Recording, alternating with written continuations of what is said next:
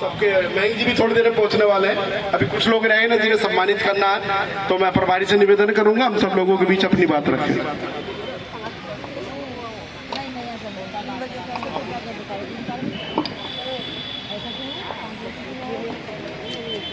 सभी को मेरा प्रणाम। आप सबको बताना चाहूँगी, मंच पे सम्मानित मंच हमारे बीच में यहाँ पर बड़े भाई, दोनों बड़े भाई हैं, क्षमा चाहती हूँ आपके नाम नहीं पता है लेकिन मिलती रहती हूँ। हमारे बीच में प्रदेश की शोध विभाग प्रभारी डॉक्टर सुषमा रानी जी हैं। हमारे बीच में वार्ड 77 की पार्षद नीलम भारद्वाज जी हैं। हमारे सामने मैं अगर एक पहली पंक्ति से शुरू करूँ तो सबके नाम जानती हूँ।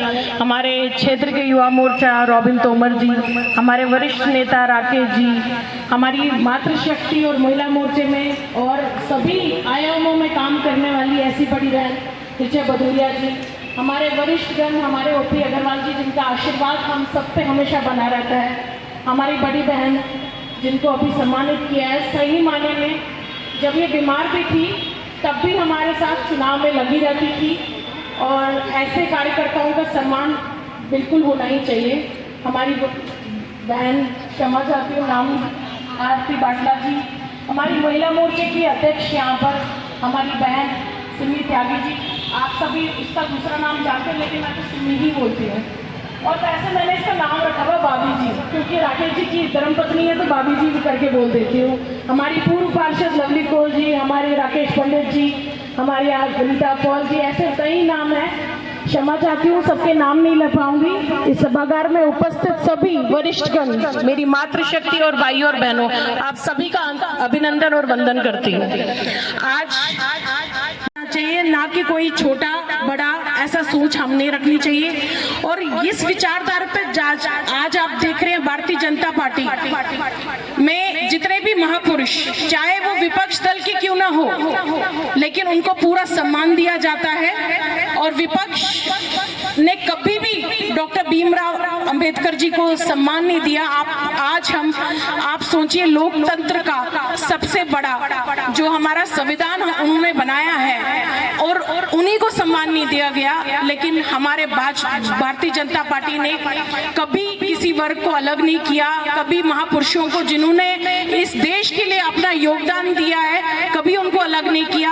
हर टाइम अगर हम माननीय प्रधानमंत्री श्री नरेंद्र मोदी जी की बात करें तो सभी महापुरुषों को जिन्हें हमारे बच्चों ने ना कभी उनका नाम सुने थे, लेकिन आज सभी हमारे युवा पीढ़ी उन सबको जानते हैं, क्योंकि माननीय प्रधानमंत्री ने उनके दिन जो हमारे जैसे जयंती है सब मनाते आप सुन सकते थे उत्तर प्रदेश में, या सिर्फ उत्तर प्रदेश में मुझे लगता था पहले छुट्टी होती थी डॉक्टर भीमराव अंबेडकर की जी, अब पूरे देश में हो रही है। आज उस जम्मू कश्मीर में हो रही है जहां धारा 370 के लिए अंबेडकर जी ने भी अपनी लड़ाई लड़ी थी और विचारधारा एक ही थी। डॉक्टर श्यामा प्रसाद मुखर्जी की भी वही विचारधारा थी और डॉक्टर भीमराव अंबेडकर जी की भी वही विचारधारा थी। और दोनों महापुरुषों ने हमारे कश्मीर के लिए बहुत काम किया है, एक ने बलिदान दिया और आज माननीय प्रधानमंत्री ने धारा 370 हटा के उनको श्रद्धांजलि अर्पित करी है। ये सबसे बड़ी बात है जो किसी भी प्रधानमंत्री ने आज तक नहीं करा।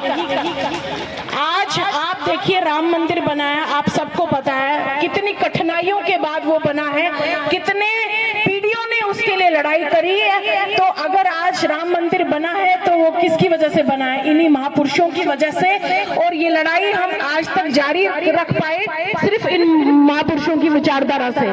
तो अगर आज माननीय प्रधानमंत्री ने राम मंदिर बनाया तो एक सच्ची श्रद्धांजलि है कि नहीं है? आप सभी इस पे है कि नहीं है? हाथ खड़ा करेंगे, है कि नहीं है? और मैं खुद कश्मीर की रहने वाली हूँ तो मुझे पता है कि डॉक्टर श्यामा प्रसाद मुखर्जी या दीनदयाल उपाध्याय जी ने क्या काम किया था कश्मीर के लिए। और कश्मीर की स्थिति मेरे से बेहतर कोई नहीं जान सकता। मैं एक विस्थापित कश्मीरी पंडित हूँ, उसके बावजूद आज मैं कहती हूँ 2014 के बाद जो कश्मीर की स्थिति बदलती आ रही है उसका पूरा श्रेय और ये एक सच्ची श्रद्धांजलि हम दे रहे हैं अपने महापुरुषों के लिए जिन्होंने उस कश्मीर के लिए बलिदान दिया था।